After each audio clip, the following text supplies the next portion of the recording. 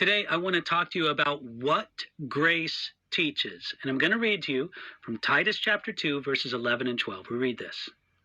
For the grace of God that brings salvation has appeared to all men, teaching us that, denying ungodliness and worldly lusts, we should live soberly, righteously, and godly in the present age. There's hardly a more wonderful theme in the Bible than the grace of God. The truth that God gives freely his favor and approval in Jesus Christ to the believer. And he does this without measuring whether or not that believer deserves such blessing. This is a profound truth.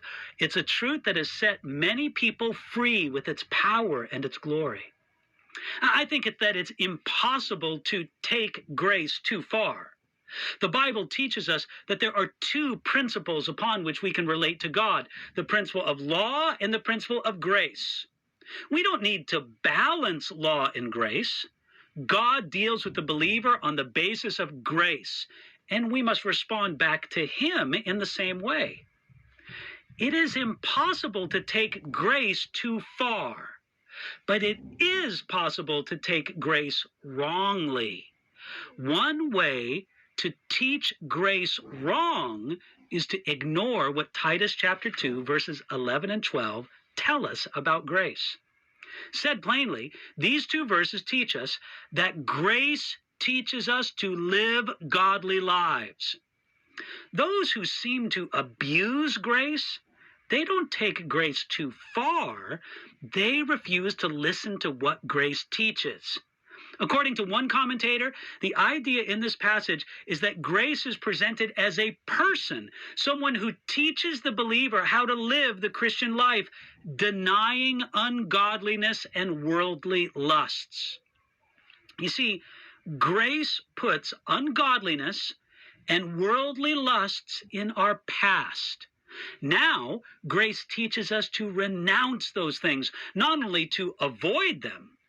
One may say that in a world where we are tempted to say yes to every desire and feeling, the reality of our faith can be demonstrated by what we will say no to, by what we are willing to deny. Grace also teaches us how to live in the present age, according to our verses. We must live soberly, that is, self-controlled in regard to ourselves. We must live righteously in regard to the people around us, and we must live godly in regard to God. That simply means to take God seriously. Taken together, we see that the fear of the legalist, that preaching grace produces Christians who don't care about obedience, that fear of the legalist is unfounded. According to these verses in Titus, grace teaches us obedience. You see, we need more of God's grace, not less. You can't take grace too far, but you can take it wrongly. God's grace is teaching. Are you listening?